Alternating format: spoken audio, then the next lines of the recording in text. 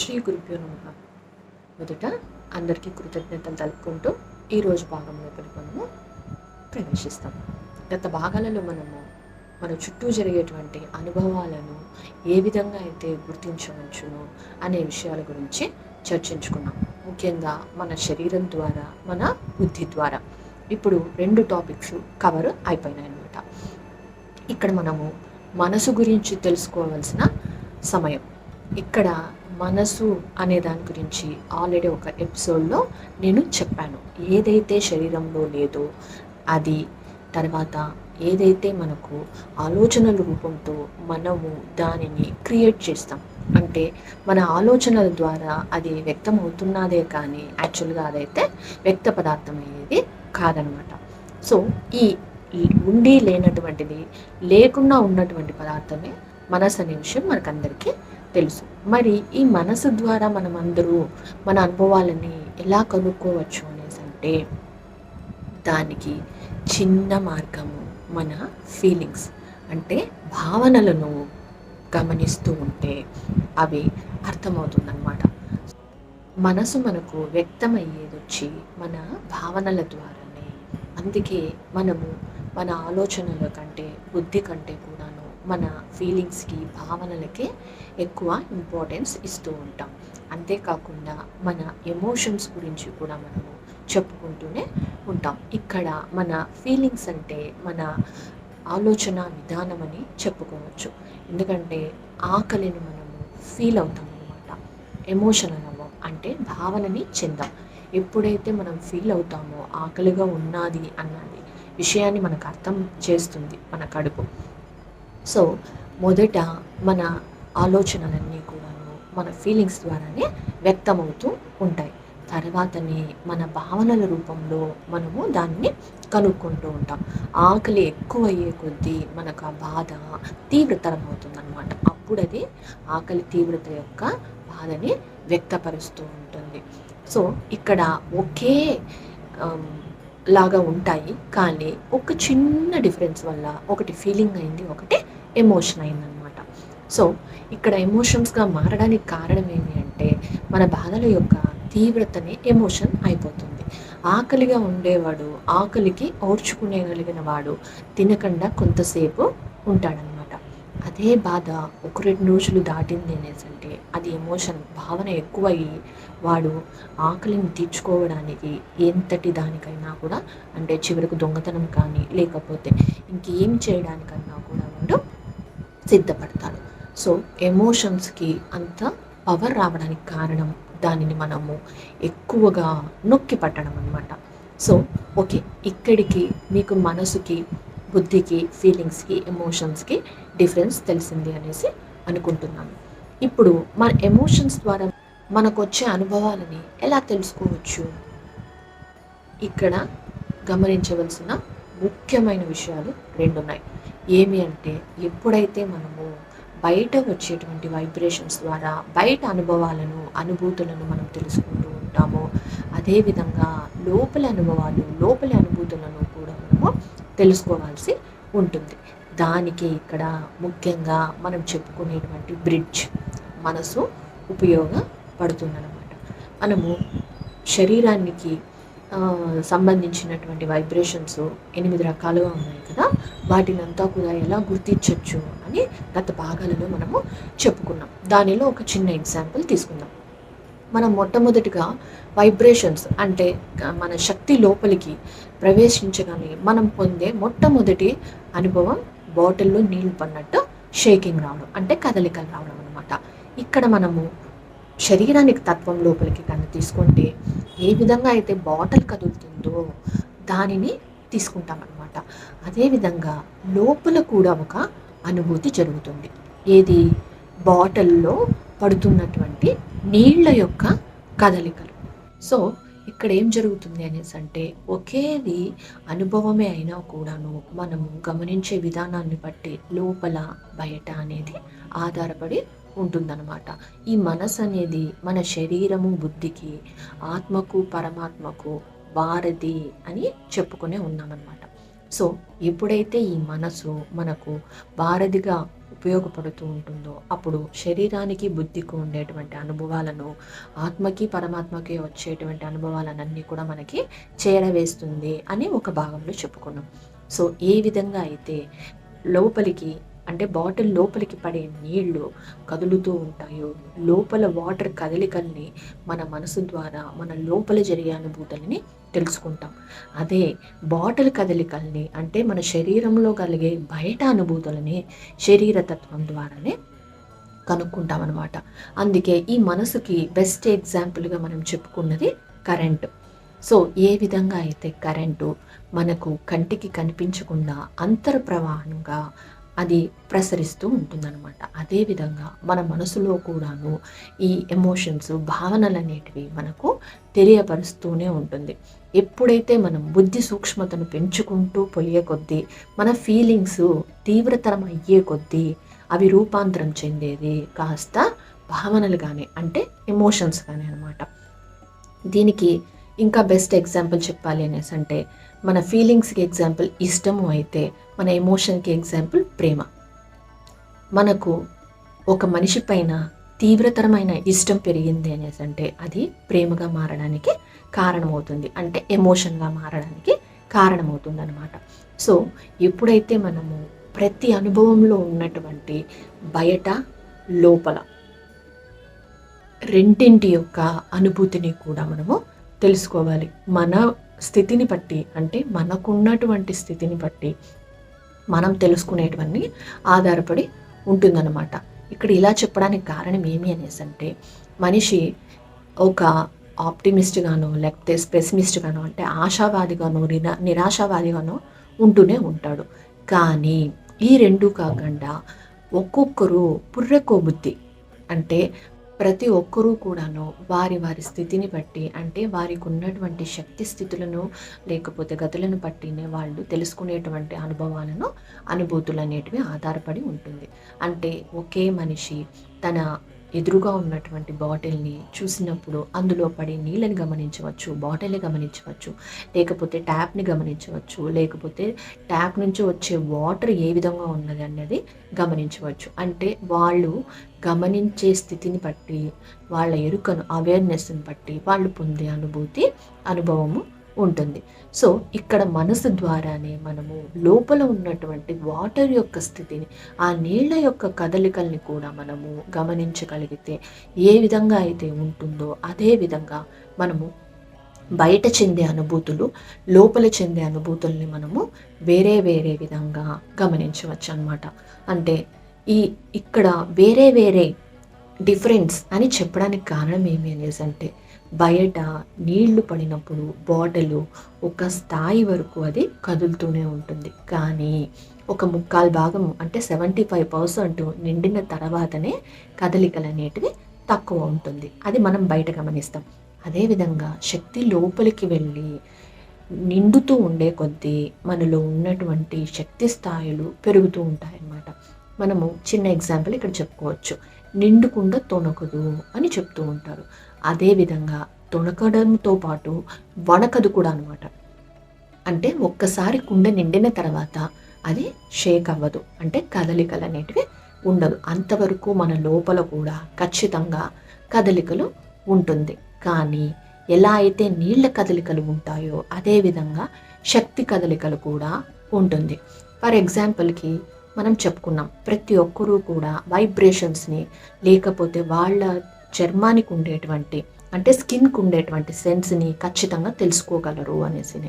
ఏ విధంగా అయితే దోమ కొరికినప్పుడు లేకపోతే ఒక చీమ పాకినప్పుడు శరీరం మీద తెలుస్తుందో అదేవిధంగా లోపల ఉన్నటువంటి శక్తి ప్రవాహం యొక్క కదలికలు కూడా సూక్ష్మంగా వెళ్ళే కొద్దీ ఖచ్చితంగా తెలుస్తుంది. దీనిలో ఎటువంటి సందేహం లేదు. కాకపోతే మనము బయట ఉన్నటువంటి అన్నింటినీ మీద కాకుండా ఏకాగ్రతగా లోపల దృష్టి సారించినప్పుడు, బయట నుంచి మన దృష్టి లోపలికి వెళ్ళినప్పుడు, ఏకాగ్రత అనేది లోపలికి తీసుకెళ్ళినప్పుడే ఇది సాధ్యమవుతుందన్నమాట. సో మనము బయట ఏ విధంగా అనుభూతులను చెందుతామో అదేవిధంగా లోపల అనుభూతులను, లోపల విషయాలను తెలుసుకోవడం కూడా చాలా ముఖ్యం. ఈ విధంగా చెప్పడానికి కారణం ఏమి అనేసి అంటే, మనము బయట ఉన్నంతసేపు ఏం జరుగుతుంది అనేసి అంటే, బయట యొక్క అనుభూతులను, అనుభవాలతో పాటు భౌతిక ప్రపంచము, విశ్వము, ప్రకృతి వీటిని గురించి మనము తెలుసుకుంటూ చివరికి విశ్వాత్మ బ్రహ్మాండం వరకు వెళతామన్నమాట. అదే కనుక మనము లోపలికి కనుక ప్రయాణించినట్లయితే మనము ఏం జరుగుతుంది అంటే, శరీరము, బుద్ధి, మనసు, ఆత్మ చివరిగా పరమాత్మ యొక్క మూలస్థానమైనటువంటి మణిపూరక చక్రానికి మనము వెళ్తామన్నమాట. ఇక్కడ మణిపూరక చక్రము అని చెప్పడానికి కారణం ఏమి అంటే, యాక్చువల్గా మణిపూరక చక్రంలో ఉండే మణిద్వీపంలో ఉంటుందన్నమాట మూల పదార్థం. కానీ మణిద్వీపం అనగానే మళ్ళీ భక్తి, దేవుడు ఇలా ఆలోచిస్తారు. లేదు అనేసి అంటే, మణిపూరకంలో అంటే 3వ చక్రంలోనే మనం మూల పదార్థాన్ని కనుక్కున్నప్పుడు మనకి ఇంకా మిగిలిన చక్రాల వరకు ప్రయాణం అవసరం లేదు కదా అని అనుకుంటారు. కానీ వాటి ప్రయాణాల గురించి, చక్రాల గురించి, లేకపోతే కుండలిని శక్తి గురించి వచ్చినప్పుడు చెప్పుకుందాం. ఇప్పుడు కేవలం మన మనసు ద్వారా మనము చేసేటువంటి ప్రయాణం మనం అంతరం లోపలికి వెళ్తుంది అనేది ఇక్కడ స్పష్టంగా తెలుసుకోవాల్సిన విషయం. ఎందుకు ఇలా చెప్తున్నాను అనేసి అంటే, బాటిల్ బయట చూసే వరకు మనము బ్రహ్మాండము, విశ్వం వరకు అంటే విశ్వాత్మ వరకు వెళ్తాం. అది ఒక ప్రయాణం, దాన్ని బాహ్య ప్రయాణముగా తీసుకుంటాం. అది కాకుండా మనం చేయాల్సింది ముఖ్యంగా మన అంతర్ ప్రయాణం కూడా చేయాలి. సో ఇలా ఎందుకు చెప్తున్నాను అనేసి అంటే, ఒక కాయిన్ని తీసుకున్నప్పుడు దానికి 2 ఫేసెస్ ఉంటాయి. మనం చూసేటువంటి ఫ్రంట్, చూడనటువంటి బ్యాక్.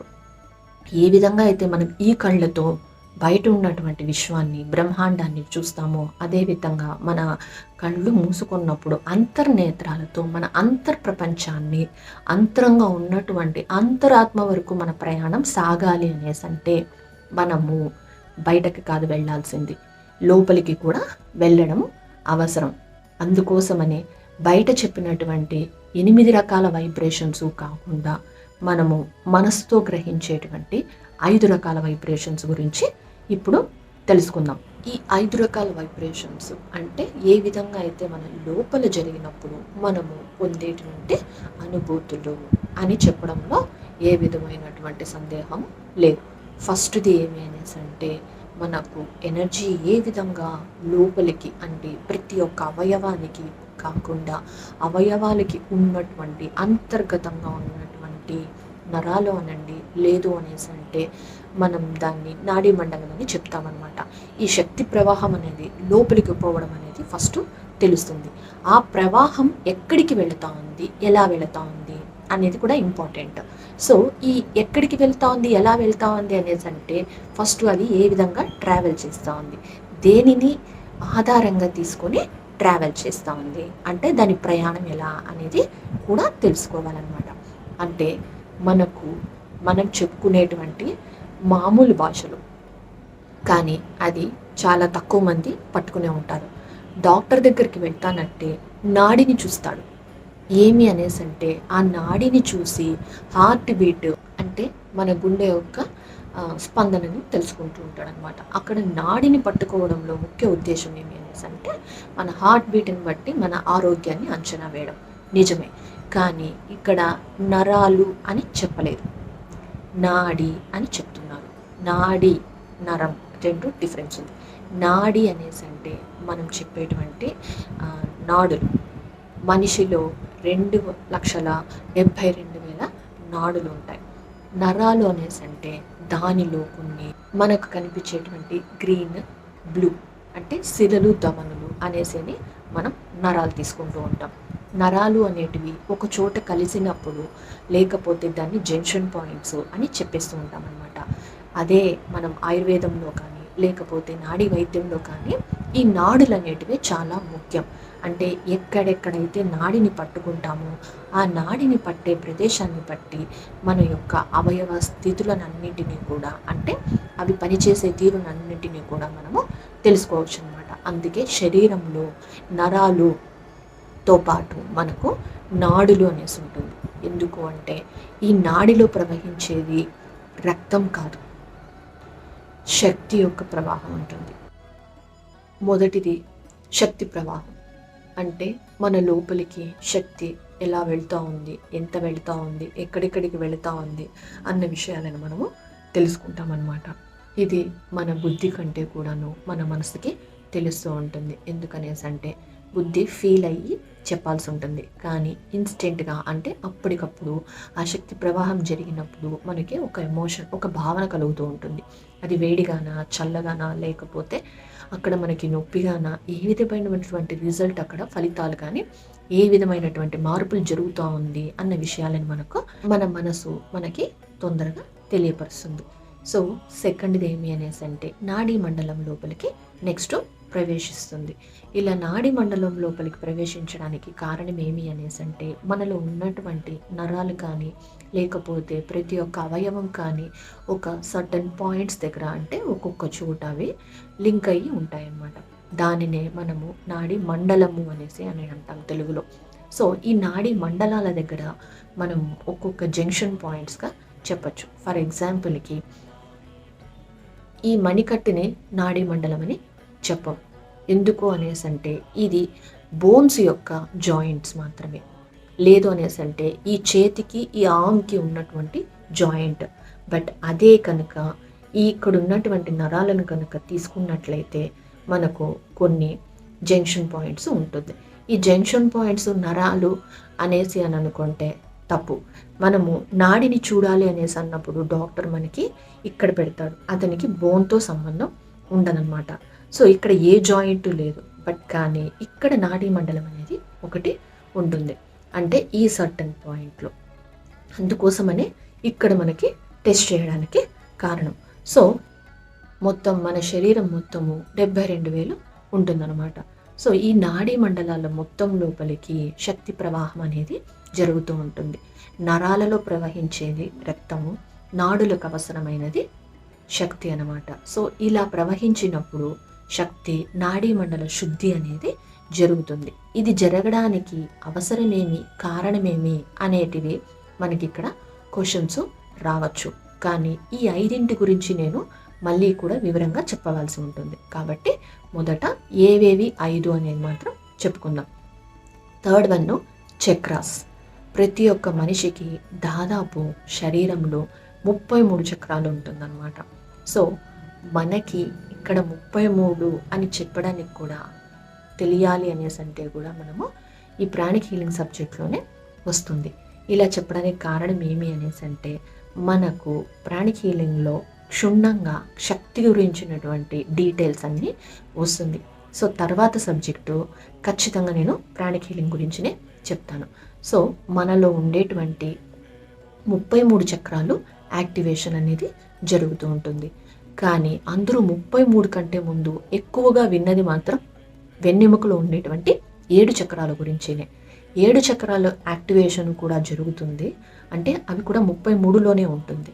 సో ఈ చేతిలో కూడా మనకి ఈ 5 పాయింట్స్లో కూడా 5 చక్రాలు అనేటివి ఉంటుంది. అంటే మన అరచేతిలోనే ఒక టిప్స్ దగ్గర, అంటే ఫింగర్ టిప్స్ దగ్గర 5, మధ్యలో ఒకటి, మొత్తం 6 చక్రాలు ఉంటుంది. సో మొత్తం చేతులకి కలిపితేనే 12 చక్రాలు మన చేతిలోనే ఉంటుందన్నమాట. ఇలా చిన్న చక్రాలను కూడా కలుపుకోవడానికి కారణం ఏమి అనేసి అంటే మనం శక్తి ప్రవాహాన్ని కానీ శక్తిని కానీ తెలుసుకోవాలి అంటే ఇది చాలా ముఖ్యం. సో నెక్స్ట్ ఎపిసోడ్లో ఎలా తెలుసుకోవాలి, దాని యాక్టివేషన్ ఏమి అనేది చెప్పుకుందాం. నెక్స్ట్ ఇప్పుడు 4th ఏమవుతుంది అనేసి అంటే ఈ చక్రాల యాక్టివేషన్ జరిగిన తర్వాతనే మనము మన ఆత్మస్థానానికి, ఆత్మ ఎక్కడుంది అన్న విషయాన్ని మనము తెలుసుకోవడానికి ఉపయోగపడుతుంది. ఇదంతా కూడా ఒకదాని తర్వాత ఒకటి ట్రావెల్ చేస్తేనే మనకు అర్థమవుతుంది. సో చివరిదైనటువంటి మూల పదార్థం మనము మణిద్వీపంలో కానీ మణిపూరకంలో కానీ ఉందని చెప్పుకున్నాం కదా. అక్కడి వరకు మనం చేరాలి అనేసి అంటే ఈ 4 గురించి తెలుసుకొని చివరిదైనటువంటి 5వ స్థానానికి మనము చేరాలన్నమాట. ఇదంతా ఒక రోజులో అయ్యే పని కాదు. సాధనాత్ సాధ్యతే సర్వం. సో మనం మనసు ద్వారా పొందే 5 అనుభవాలు ఇవి. మొదటిది, శక్తి మన శరీరం లోపలికి ఎంత ప్రవహించింది, ఎంత, ఎక్కడెక్కడ ప్రవహిస్తూ ఉంది, అది ఎలా ప్రవహిస్తూ ఉంది అనే విషయాన్ని తెలుసుకుంటాం.